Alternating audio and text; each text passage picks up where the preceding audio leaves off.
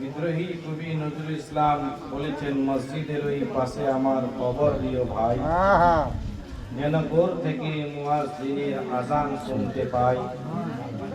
খোদার ভক্ত নবীজির উম্মত মসজিদের আঙ্গিনাতে আল্লাহর নাম জিকির করে লুকিয়ে গভীর রাতে। মসজিদের পাশে নবীর কবর, নিশ্চয় আযান শুনবেন প্রতিদিন। শরীরের মরণ হয় কিন্তু রুহের মরণ হয় না। দেহটার মরণ হয়, রুহের মরণ হয় না। সময়কের জন্য আমরা এই দিক থেকে ওই দিকে যাই,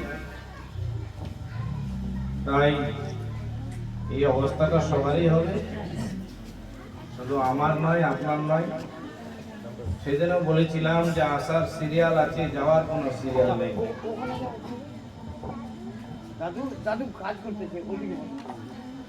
এই জন্য আমাদেরকে আমল করতে হবে। আল্লাহ রাব্বুল আলামিন কোরআন পাকে ইরশাদ ফরমাচ্ছেন, ইয়া আইয়ুহাল্লাযীনা আমানু তাকুল্লাহা হাক্কা তুকাতিহি ওয়া লা তামুতুন্না ইল্লা ওয়া আনতুম মুসলিমুন। ঈমানদার গণেরা, আল্লাহকে ভয় করো যেমন ভয় করার হক রয়েছে। ওয়া লা তামুতুন্না, তোমরা মরিও না। কোরআন শরীফ এক জায়গাতে বলছে, কুল্লু নাফসিন যায়কাতুল মাউত, যার ভিতরে জীবন আছে, আত্মা আছে, তাকে একদিন না একদিন মৃত্যুর স্বাদ গ্রহণ করতেই হবে। আর এখানে আল্লাহ বলছেন, ওয়ালা তামুতুন্না, তোমরা মরিও না। বলে কেমন হয় মরিও না? আগে বলছেন মরতে তো হবেই, ইল্লা ওয়া আনতুম মুসলিমুন, পাক্কা সচ্চা দিনদার ইমানদার হিতাকাঙ্ক্ষী পরহেজগার মুত্তাকি হয়ে মরো। তাহলে কবরে, হাসরে, মিজানে, পুলসিরাতে সব জায়গাতে আমরা অব্যাহতি পেয়ে যাব। আমি আপনাদেরকে সময় নেব না, কারণ আমাদের মুফতি সাহেব, পীর সাহেব হাজির আছেন, আর বাড়িওয়ালার আদেশ নির্দেশ একটার মধ্যে আমাদেরকে শেষ করতে হবে। আমি হযরতকে আবেদন করব যে আমরা যেন একটার মধ্যে শেষ করতে পারি, এই আশা রাখবো। আমি আর কি বক্তব্য দিব আপনাদের সামনে? আমার বক্তব্য শুনে শুনে তো আপনারা বুড়া হয়ে গেলেন, আমিও বুড়া হয়ে গেলাম, হ্যাঁ না? শুধু একটা কথা শুনুন, আমরা আজকে জিয়ারত করব এই জায়গাতে। এখনো জিয়ারত তো হয়নি না? জিয়ারত হবে ইনশাআল্লাহ। আজকে দুনিয়া নিয়ে আমরা মেতে আছি। এক আল্লাহ ওয়ালা ছিলেন, জার্মান ছিল বাহলুল জানা রহমাতুল্লাহ। কি নাম? বাহলুল জানা রহমাতুল্লাহ আলাইহি। তিনি কবরস্থানে বসে থাকতেন। দিনাকে লোকেরা জিজ্ঞাসা করতো, বাহলুল यहाँ बैठ के क्या कर रहे हो? কি করছো বলো? তো বলেছিলেন, मैं कब्र वालों से दोस्ती कर रहा हूँ।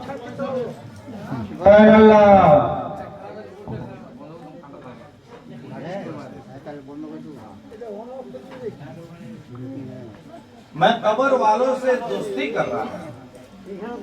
বলে কবরবাসীদের সঙ্গে দোস্তি করতে। আচ্ছা, এখানে কাজ করছেন তো আস্তে করে করেন, আপনাদের আওয়াজ শুনবে না আমাদের শুনবে? তো বলে কেন? উনি কয়েকটা জিনিস বলেছিলেন, তার মধ্যে একটি কথা শুনুন।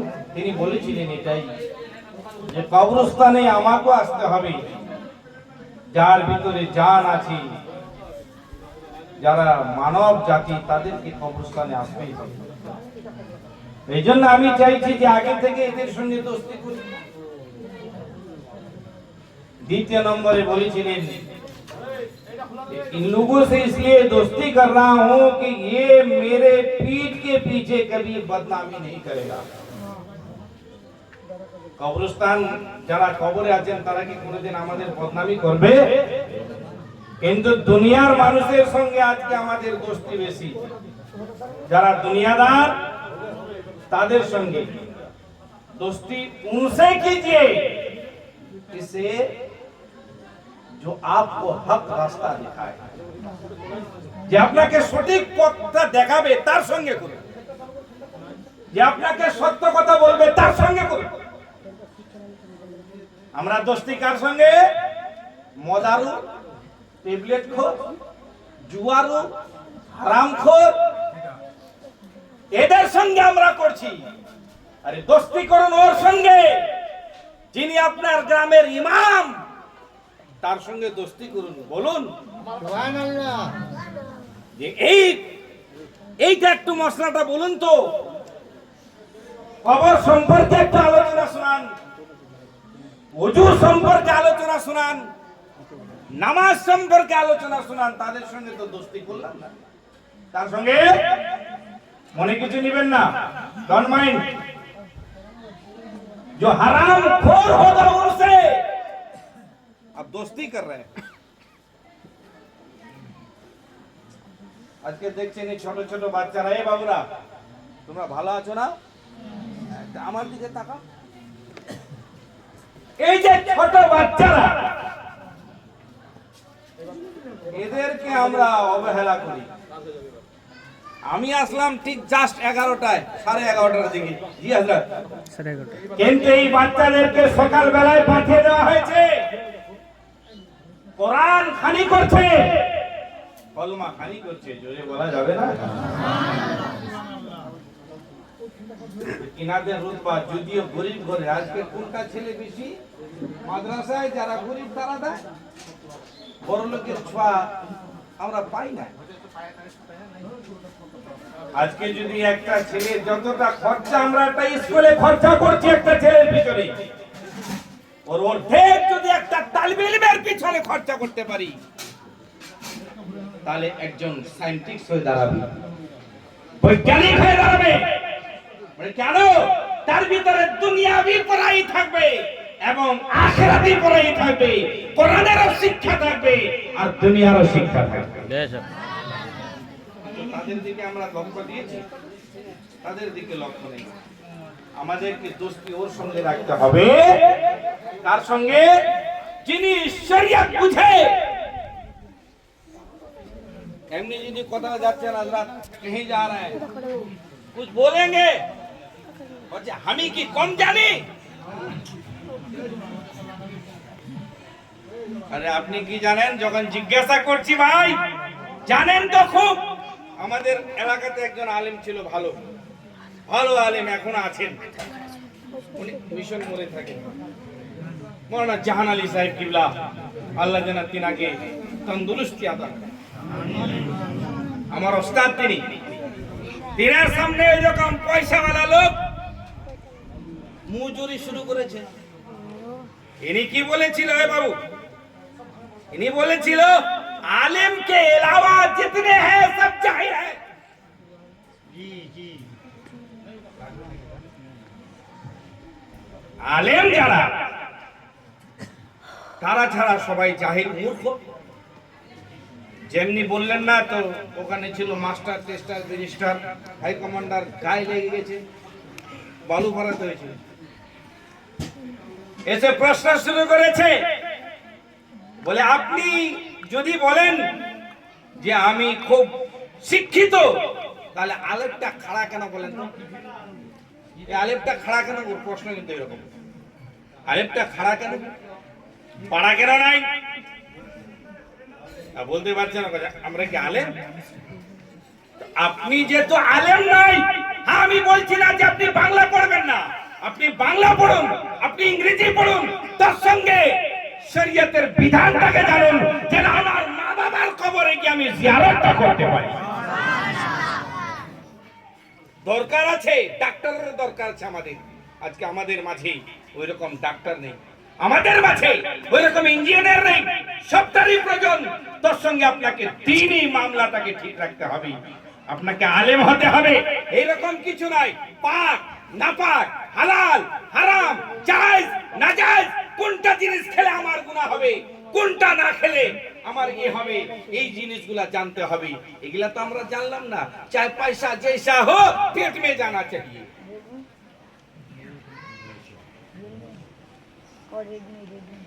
पैसा जैसा हो पेट में जाना चाहिए।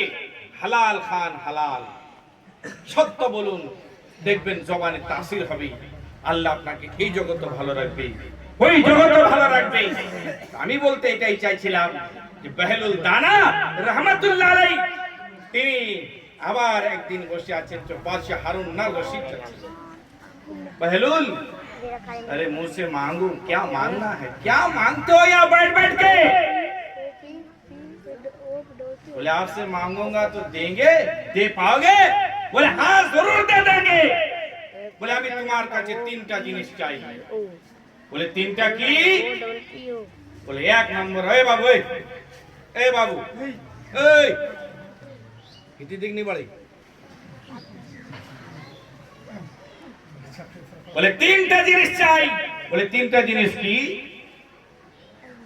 बोले एक नंबर আপনার কাছে চাই যে আমার হায়াতটাকে বাড়িয়ে দাও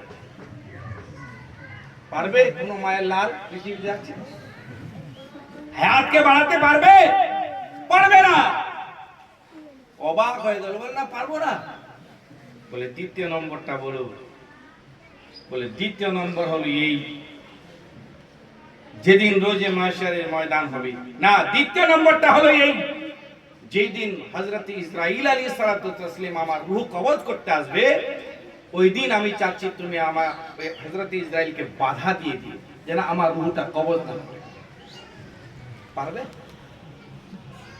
তৃতীয় নম্বর বলো বলে যেই দিন কাল কিয়ামতের ময়দান হবে আল্লাহর দরবার হবে नफ्सी नफ्सी का आलम होगा ना बाप बेटे का होगा ना बेटा बाप का होगा ना माँ बेटी की होगी ना बेटी माँ की होगी कोई किसी का नहीं होगा ওই দিন আমার পরিবর্তে আমার হিসাবটা আপনি দিয়ে এটাই আমি চাচ্ছি দিতে পারবে বাদশাহ হারুন আল রশিদ কান্না শুরু করলেন ঝরঝর করে কেঁদে বলেছিলেন जब मैं इतने दिन से तुमको साधारण फकीर समझ रहा था मगर तू जो अल्लाह वाला है मेरे समझ में नहीं आता आज के মনে করলাম আমি বাদশা হতে পারি কিন্তু আমার মতো কাঙ্গাল পৃথিবীতে কেউ নাই কারণ আমি শরীয়তের বিধান জানি না